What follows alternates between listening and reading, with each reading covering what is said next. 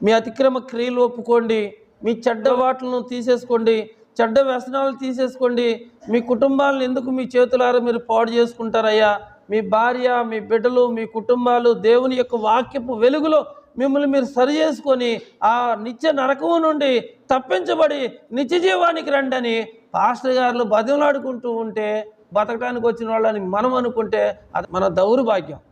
ఎందుకు బతిమలాడుకుంటున్నారు? నీ తోడబుట్టిన వాళ్ళు నిన్ను బతిలాట్లా, నిన్ను కన్నవాళ్ళు నిన్ను బతిలాట్లా. దైవజనుడు ఎందుకు బతిలాడుతున్నాడు? క్రీస్తుతో సమాధానం పడండి అని మేము మిమ్మల్ని బతిమాలుకొనుచున్నాము. దేవుని సేవకుడు విశ్వాసుల్ని బతిమాలుకుంటున్నాడంట. ఎందుకంటే క్రీస్తు ప్రేమ మమ్మల్ని బలవంతం చేస్తుంది. ఏంటో తెలుసా? దేవుడు అంటాడు, నువ్వు ఒకప్పుడు పాపంలో ఉన్నావు కదా, ఒకప్పుడు నువ్వు చెడ్డ అలవాట్లలో ఉన్నావు కదా, మరి నిన్ను నేను ప్రేమించి నీ కొరకు నేను ప్రాణం పెట్టాను కదా, మరి నీవు నన్ను తెలుసుకున్నావు. మరి నన్ను తెలుసుకున్న నీవు ఇతరులకు నువ్వేం బోధిస్తున్నావు, ఇతరులకు ఏం ప్రకటిస్తున్నావు? నువ్వు తెలుసుకున్నట్లుగానే నీ వాళ్ళు కూడా తెలుసుకోవాలి కదా. రాహాబు తన తల్లిదండ్రుల్ని, అన్నదమ్ముల్ని, అక్క చెల్లెల్ని, బంధువుల్ని అందరినీ తన ఇంట్లో పెట్టి రక్షణ మార్గంలోకి నడిపిస్తూ వచ్చింది.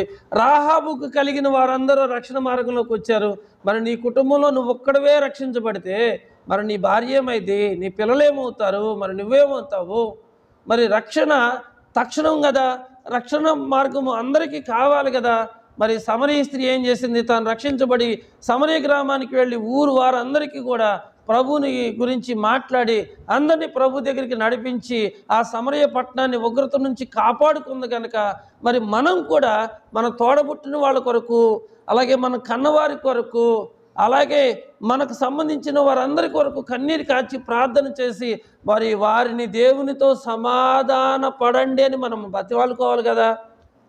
ఎన్నిసార్లు చెప్పాలన్నా? ఒకసారి చెప్పాం, 2 సార్లు చెప్పాం. వాళ్ళకి తెలీదా? ఆదివారం తెలీదా? మనం చెప్పాలా? దేవుడు అంటే తెలీదా? అనేక సార్లు మనం అంటూ ఉంటాం.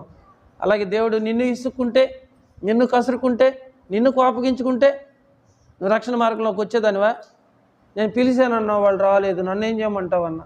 నిన్ను ఏం చేయమంటలా, నువ్వు పిలిచావు.